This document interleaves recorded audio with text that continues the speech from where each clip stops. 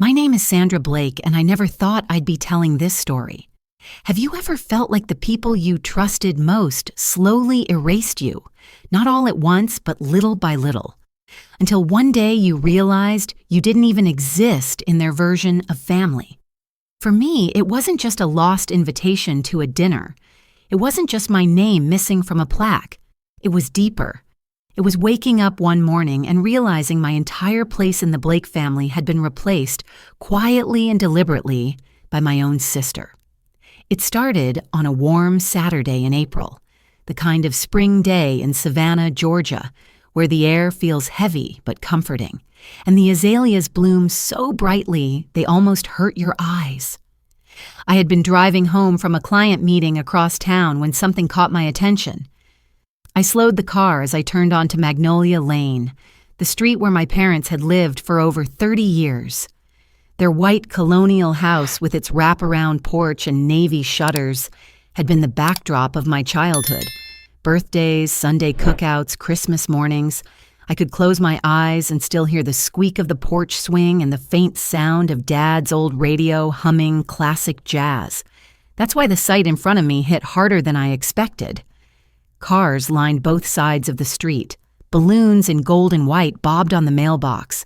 A banner stretched across the porch railing, celebrating 20 years of leadership. Emily Blake, my sister's name. Not Mom and Dad. Not the family business, just hers. I pulled my car 2 houses down and sat there, engine off, staring. For a moment, I thought maybe I'd gotten the date wrong. Maybe they had called and I'd somehow missed it. But deep down, I knew the truth. I hadn't been invited. And worse, I wasn't surprised. Growing up, I always thought things would balance out if I just kept showing up. I was the steady one, the reliable one. I helped Dad with the books when the business struggled. I stayed late to clean up after family dinners. I drove Mom to her doctor appointments when Emily was too busy, but somehow Emily always got the spotlight. The photos on the mantle, the recognition in church, the proud stories my parents told neighbors. I told myself it didn't matter, that love wasn't a competition, that one day they'd see me too. But sitting in my car that Saturday staring at balloons with my sister's name printed in bold letters, I realized being invisible in my own family wasn't an accident anymore. It was intentional. I didn't even put the car in park. I just drove away, my hands gripping the wheel so tightly my knuckles went white. At home, my little craftsman bungalow felt unusually quiet, the kind of silence that makes your own thoughts echo louder. I tossed my purse on the counter and opened the closet, pulling down a plastic storage bin I hadn't touched in years.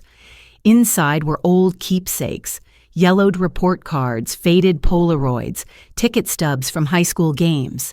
Near the bottom, wrapped in tissue paper, was a silver brooch shaped like a small rose. It had been a gift from my mother on my 18th birthday. She'd pinned it to my blouse that morning and said, "As long as you wear this, Sandra, you'll always know I see you. I see your strength." I held it in my palm now, and for the first time, the memory didn't bring comfort. It stung. Because lately, I wasn't sure she saw me at all. I slipped the brooch back into its pouch and shoved it beneath a stack of sweaters. Some things were too heavy to deal with in one night. Later, as I reheated leftover stew, my phone buzzed with an unfamiliar number. Normally, I would have ignored it, but something in me hesitated. I answered. "Ms. Blake?" a man's voice asked. "This is Charles Benton. I was your parents' estate attorney. I'm sorry to bother you out of the blue, but I've been trying to follow up about the trust paperwork. You never returned your signed copy." My fork froze halfway to my mouth. "What paperwork?" I asked. "It was mailed to your address in January." Certified mail. We never heard back. "I never received anything," I said quickly, my chest tightening. There was a pause on the line. Then, "Would you have time to meet in person?" "I think we should review a few things together." The next morning, I went to the post office. The clerk checked the history of my box and frowned. "Looks like a change of service form was filed online. Your name was removed and all mail was redirected under Emily Blake." For a moment, I couldn't breathe. My own sister had quietly erased me. even from the mailbox. I left the building in a daze, ears ringing, and drove straight to Charles Benton's law office. He welcomed me into a small conference room, blinds half drawn, his expression careful. "I want to be clear," he said, laying a stack of papers on the table. "These are based on your parents' most recent instructions." "But it may surprise you," I leaned forward, my eyes scanning the documents. Every family property, every account, every share of the business had been legally signed over to Emily. "All of it?" I whispered. Charles nodded gently. "I assumed you had already seen this, but in the previous version, you were listed as a co-beneficiary. That version is still in our records. Unless it was formally revoked, it may still hold weight." He stood, crossed the room, and unlocked a small safe. From it, he pulled a sealed cream envelope. He placed it on the table in front of me. "This was meant for you," he said softly. "Your parents dropped it off months ago. According to our records, your sister picked it up on your behalf. She told us she'd deliver it." I stared at the envelope, my hands trembling as I broke the seal. Inside was a notarized copy of the older trust document, clear as day, naming me and Emily as equal heirs. It wasn't just sentimental, it was legal. And Emily had hidden it. I drove home with the letter on the passenger seat beside me, the weight of it pressing into my chest like a stone. For years, I had convinced myself that invisibility in my family was just the price of being the quiet one. But this wasn't about quiet anymore. This was about being erased. I didn't sleep that night.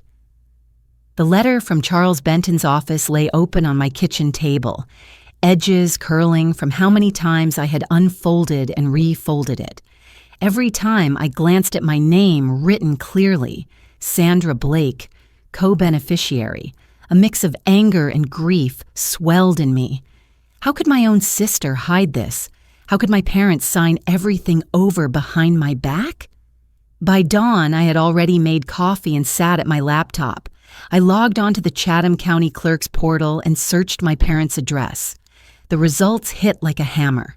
3 months ago, the deed for their home had been transferred entirely to Emily Blake. No mention of me. No trust. Just her name. Clean and official. I kept scrolling. Another transfer. The Blake family marina, our father's pride, the place where he taught us both how to fish at sunrise, had been moved into Emily's name as well. I leaned back in my chair, my stomach turning. This wasn't an oversight. It was deliberate. Later that morning, I drove to Dad's old workshop. For decades, it had been the heartbeat of our family's small real estate business, a place filled with dusty blueprints, filing cabinets, and the smell of coffee that had simmered too long on the hot plate.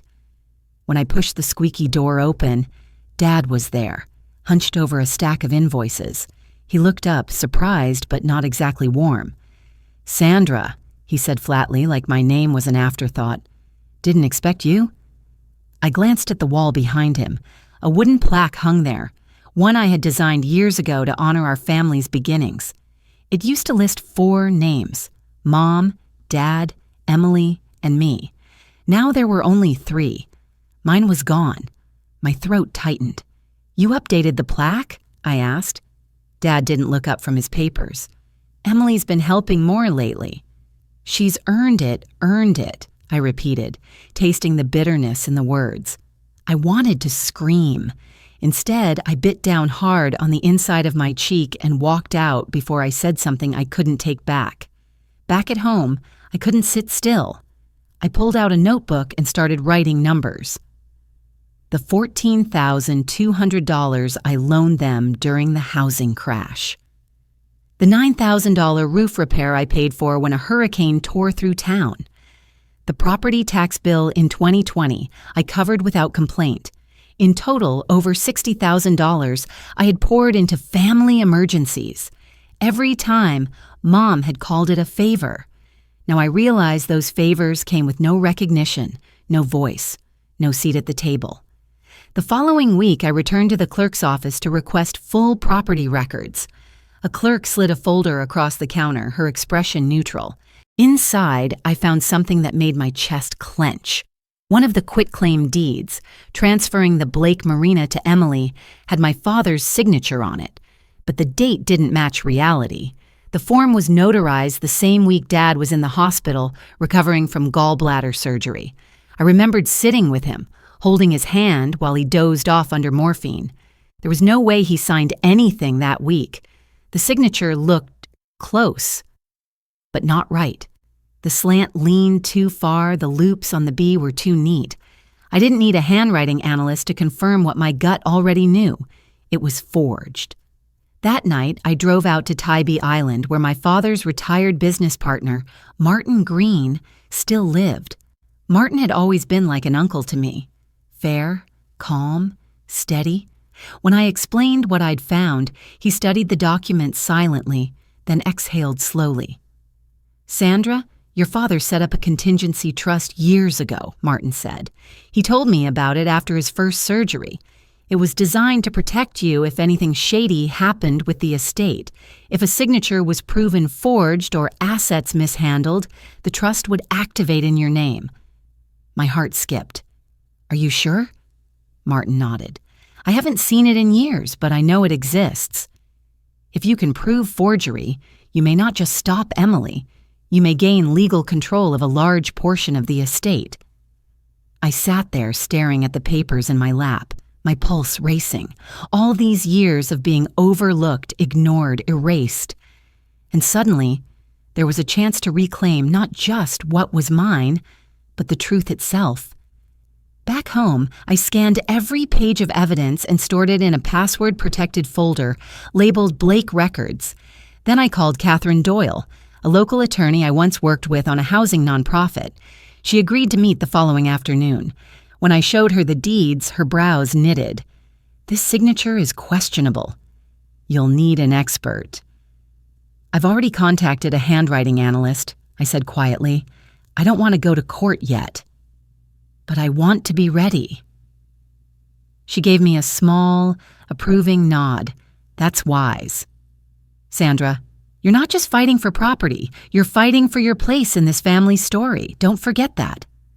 But even as Catherine's words strengthened me, my phone buzzed with a message that nearly broke me. It was from Emily. "Don't make this messy. You were never meant to have any of this anyway." I stared at the screen until my eyes blurred. The cruelty wasn't even subtle. It was confirmation.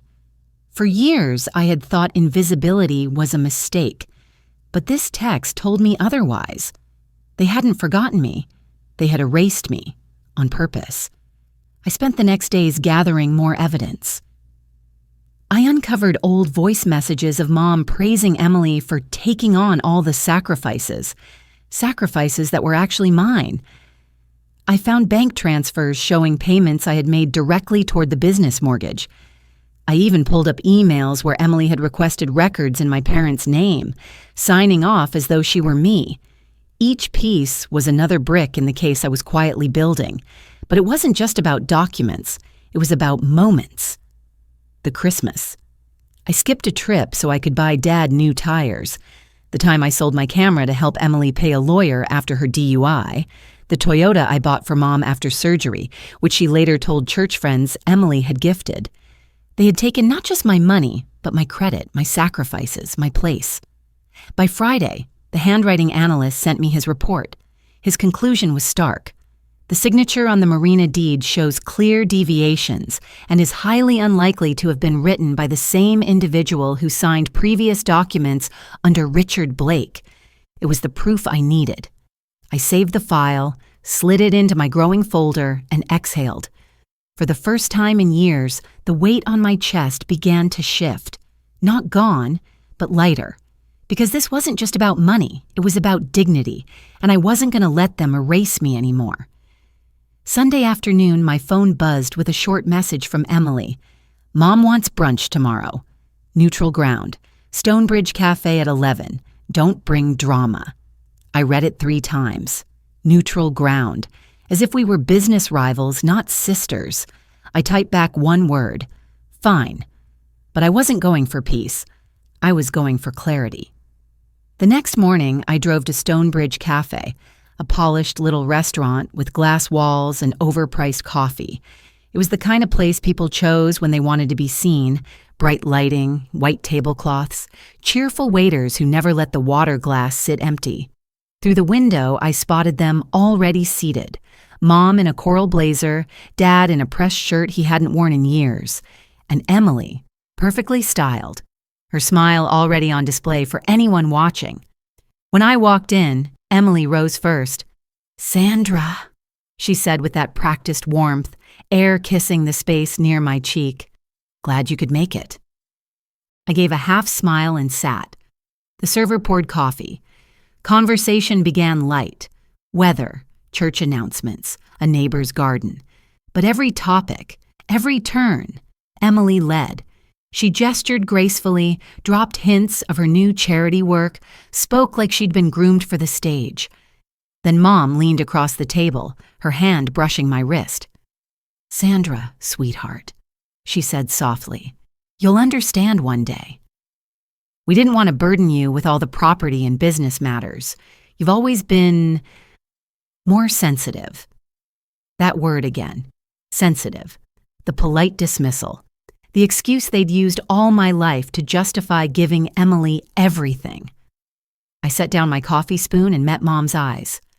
"Maybe I am sensitive," I said evenly, "but I'm not blind. And I'm not small. Not anymore." The smile froze on her face. Dad shifted uncomfortably. Emily tilted her head, her lips curving into that smug expression I'd known since childhood. "Sandra," she said sweetly, "no one is taking anything from you." "You're overreacting funny," I replied. "That's exactly what the paperwork says." I dropped a 20 on the table for my untouched omelet, stood, and walked out. Not storming, not flustered, just steady. My silence was louder than any outburst could have been, but that brunch was only the rehearsal. The real confrontation came a week later.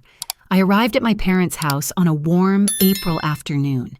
Their magnolia tree shaded the driveway, blooming just as it had every spring of my childhood. But I wasn't there to reminisce. I was there for war. Emily opened the door, dressed in crisp white like it was her coronation.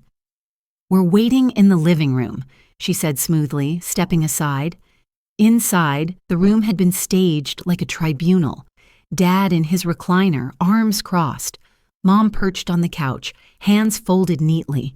Emily at the center, a folder already on the coffee table. "This," she began, sliding the folder toward me, "is just a formality. A final draft of the division agreement. It's been reviewed by a mediator. I unzipped my own case and began laying out my documents one by one. The old will, the notarized copy naming me, the forensic handwriting report." Emily's eyes narrowed. "What are you doing?" "This," I said calmly, "is the truth. The original trust, signed by both parents, naming me co-beneficiary. This," I added, sliding another page, "is the deed transferring the marina. The signature has been proven a forgery." Silence filled the room. Mom's lips pressed together. Dad looked down at his hands. "And this," I said, placing the final page flat on the glass table, "is my attorney's letter. If this fraud continues, we will proceed with a full civil and criminal investigation." Emily scoffed. "You're bluffing." "You've always been too timid to fight," I didn't flinch. "Then take me to court." And court is exactly where we went. The courtroom was nothing glamorous, just beige walls, wooden benches, the faint hum of an old air conditioner. But to me, it felt like a battlefield. On one side, my parents and Emily, dressed in muted tones, faces set in polite masks.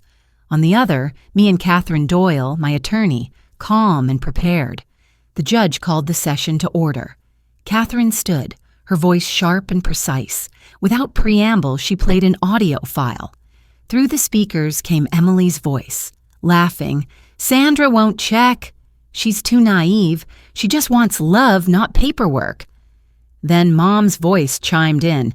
"As long as Emily handles things, Sandra doesn't need to know." Dad's mutter, "She'll never fight." The silence that followed was suffocating. Even the judge leaned forward, frowning.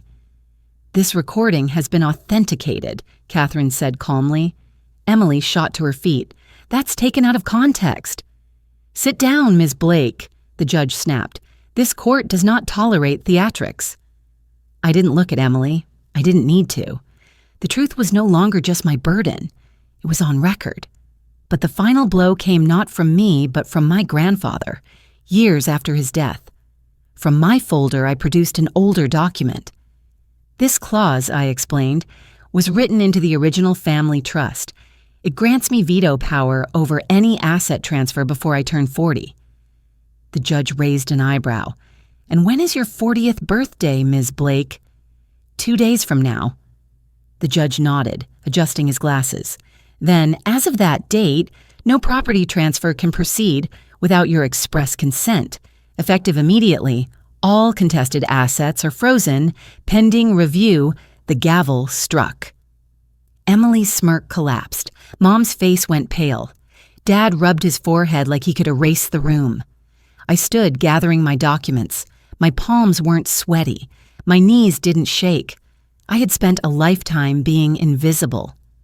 But in that moment, I had never been more seen. As I walked out, Emily hissed after me, "You're destroying this family." I paused at the door, turned slightly. "No, I'm restoring it." And then I left, not with fury, but with dignity. The courthouse steps felt colder than I remembered. I stood there for a long moment after the ruling, clutching the manila folder to my chest, the sound of traffic humming faintly in the distance. For years, I had carried silence like a weight. Now, for the first time, silence felt like freedom. That evening, I drove to my grandfather's old house on the edge of the marshlands. It was a 2-story brick home, solid and unpretentious, with white shutters and a broad oak tree out front. As I pulled into the driveway, I noticed the magnolia blooming by the porch, the same one I used to sit under as a girl, folding paper cranes while my grandfather hummed old hymns. The house had been left untouched since his passing, except for a fresh coat of paint and trimmed hedges. The neighbors had kept it neat, waiting for the rightful heir. Now, at last, the title deed bore my name alone. I stepped inside, the floorboards creaking beneath me. The scent of cedar and dust wrapped around me like an old blanket. In the living room, his bookshelves stood tall, still lined with gardening journals and ledgers in his careful handwriting. For the first time in months, I allowed myself to breathe deeply. This space hadn't forgotten me, even when my family had tried. On the mantel, I placed a small object I'd carried for years, the silver brooch my mother gave me at 18. The one she once promised meant she saw my strength. It had sat hidden in a drawer for decades. Now it gleamed in the light of the afternoon sun, not as a reminder of her words, but as a symbol that I could see myself. Upstairs, I opened what used to be his study. I had already begun turning it into a reading room, light curtains billowing gently at the window. On the desk, I unfolded one of my paper cranes and placed it carefully on top of his old ledger. It was a quiet declaration. The girl they tried to erase was still here. 2 days later, the phone rang. It was my mother. Her voice, once sharp, now trembled slightly. "Sandra," she said, "we didn't realize how much you meant until you walked away." Maybe we didn't want to realize it. I don't expect forgiveness. I hope you're okay. I sat there listening, the phone pressed to my ear. For years, I had longed to hear words like these, but now they didn't bring tears or relief, only a hollow ache. "I am okay, Mom," I replied quietly, "but I'm not ready to come back." Some doors don't need to be slammed to be closed. Sometimes, simply leaving them unopened is enough. In the weeks that followed, I focused on rebuilding my life on my own terms. I took long walks along the marsh at sunset, the water glowing gold under the fading light. I invited neighbors in for coffee, listened to their stories, shared a few of mine.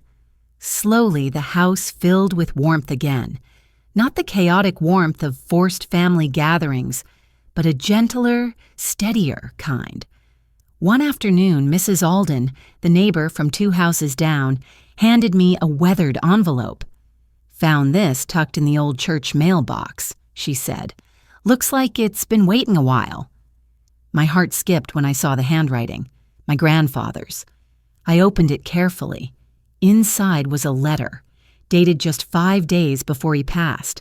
"Sandra, if you're reading this, the winds must have shifted." I feared they might. People forget fairness when fear gets involved, but I've always known your heart. That's why I chose you, not to possess, but to protect. Speak softly, but stand when it matters. Justice takes time, but it always knows where to land. Love always, Papa. The words blurred as I read them. Not from tears exactly, but from the quiet release of carrying something heavy for too long. That night, I sat by the window with the letter in my lap, listening to the crickets outside. For so long, I had thought standing up for myself meant losing love. But now I realize love that required me to disappear was never love at all. Family isn't just blood, it's respect. And respect, once denied, has to be reclaimed, sometimes in courtrooms, sometimes in silence, but always with dignity. Weeks turned into months. My parents called occasionally, leaving voicemails I didn't always answer. Emily tried once. Her message clipped, defensive, still convinced she had been the one wronged. But I didn't return the calls. Not out of anger, out of choice. Because sometimes healing doesn't mean reconciliation. It means building a life where you are no longer invisible. One Saturday, I hosted a small dinner in my grandfather's backyard. Just a few close friends, neighbors, and the couple who had always treated me like family even when my own didn't. We laughed under the string lights, passed plates of grilled fish and cornbread, and told stories that didn't need to be rewritten. For the first time in years, I felt whole. Not because of a title deed or a legal ruling, but because I had chosen myself. Later that evening, as the guests left and the yard quieted, I stood by the oak tree listening to the cicadas. I thought about the battles behind me, the silence that had almost swallowed me, and the voice of my grandfather reminding me, "You're the one with wings." And in that moment, I realized he was right. They had tried to erase me, but I was still here. And I wasn't just surviving. I was free. In the end, Sandra's journey wasn't about revenge. It was about restoration. She learned that family isn't just about blood. It's about respect, dignity, and being seen for who you are. If this story touched you, remember the lesson. Your worth cannot be erased, no matter who tries to silence it. Standing for yourself isn't selfish. It's necessary. If you've ever faced something like this, know you're not alone. Share your thoughts below and subscribe for more stories that honor truth and resilience. Thank you for watching. If this story spoke to your heart, please like, share, and subscribe to help spread the message. And always remember, your love, your truth, your place are worth defending.